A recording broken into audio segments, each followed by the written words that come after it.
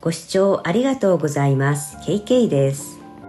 本日は桃の花を描いていきますが、その前に梅、桃、桜の違いを私なりに説明していきたいと思います。それぞれの花の特徴を表した絵も描いていますので、最後までごゆっくりお楽しみください。それぞれの花びらの特徴です。梅の花びらは丸く、桃は先が尖っています。桜の花びらは先端に切れ込みが入っているのが特徴です。一重咲きの花は梅も桃も桜も5枚なので、それぞれ5枚の花びらを描いていきます。花びらの形で見分けるとこのようになるそうです。花の咲き方にも違いがあります。梅は1箇所に1つ花が咲き、花柄がほとんどないので枝にくっついているように見えます。桃は1箇所から2つ花が咲き、短い花柄があります。つぼみを描くときには枝から少し離れたように描くと良いと思います。桜は1箇所からたくさんの花を咲かせます。長い花柄の先に花が咲くので、花を支えられず、桜の花は下を向いて咲くのだそうです。木肌の質感もそれぞれ違います。梅は黒っぽくザラザラとしている感じです。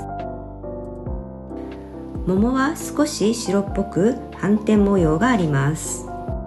桜の木肌はゴツゴツとした横縞模様になっています。以上のような特徴を踏まえ、斜め上から見た花、横から見た花、つぼみを描いていきたいと思います。斜め上から見た花は楕円を基本に考えます。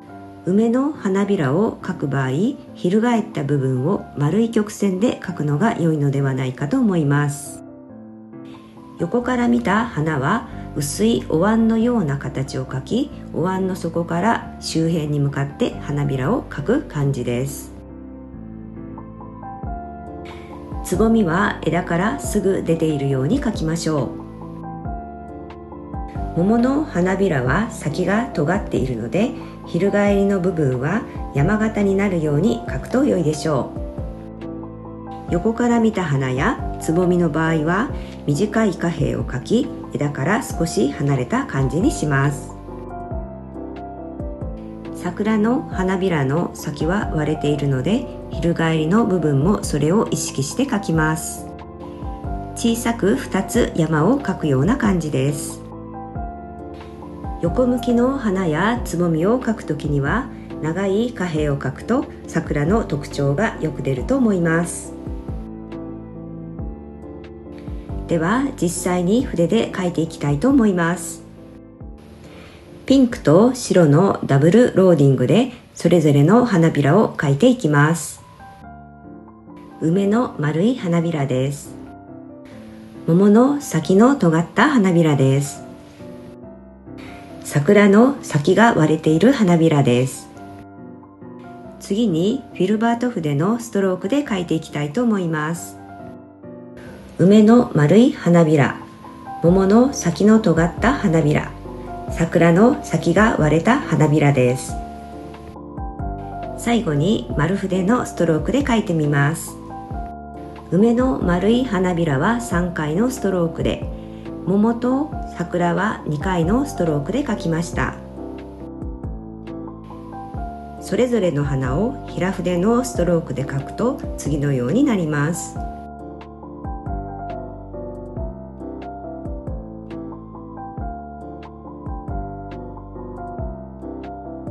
花芯を描いてみましょう。花びらの形の違いだけで描き上げた梅、桃、桜の花です。それぞれの花をフィルバート筆で描くと次のようになります。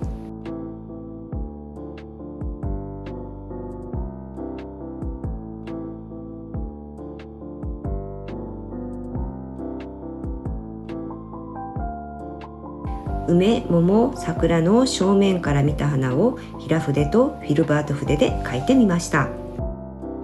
こここからは花びらの色を変えて、斜め上から見た花、横から見た花を描いていきます。手前の花びらの丸は平べったく描きましょう。丸筆の片側に絵の具を取り、サイドローディングのようにします。幅の狭い翻りを入れてみました。横から見た梅の花には、両側の花びらに翻りを入れると立体感が出るように思います。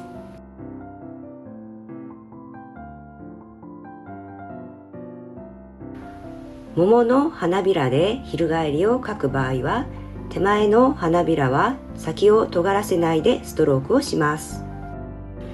翻りは三角形の山形になるように描きましょう。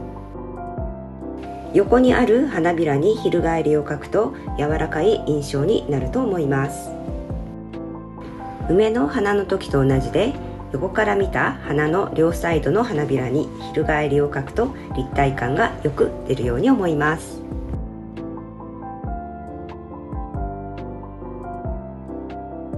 桃の花柄は短く描きます。桜の花びらは少し薄いピンクで描いています。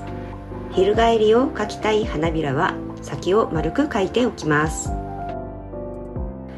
2つの山形になるようにストロークをしましょう。他の花びらにも翻りを描き、柔らかい印象の花びらにしました。桜も梅、桃と同じように両サイドの花びらに翻りを入れ、立体感を出しました。桜の花の花柄は長いので長く描いておきます。梅、桃、桜の斜め上から見た花、横から見た花を私なりに描いてみました。ここからは木の枝を含め花を描いていきたいと思います。梅の木は黒っぽくゴツゴツとした印象があります。黒っぽい焦げ茶色でまっすぐな枝にならないように描いていきました。平筆で枝を継ぎ足すように描いています。ところどころに黒の色を入れることによって木肌の感じを出してみました。梅の花は1箇所から1つの花で枝から離れていないように描きます。丸いつぼみを枝につけて描くと梅らしい雰囲気が出るように思います。花芯と萼を描いて出来上がりです。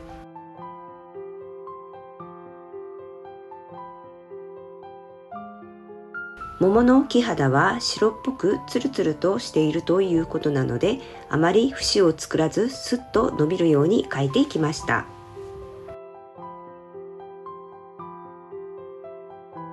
白っぽい茶色で斑点模様も入れてみました。自分のイメージする桃の花のピンクを作り描いていきました。桃の花は1箇所から2つ花が咲くので、それを意識して描いていきます。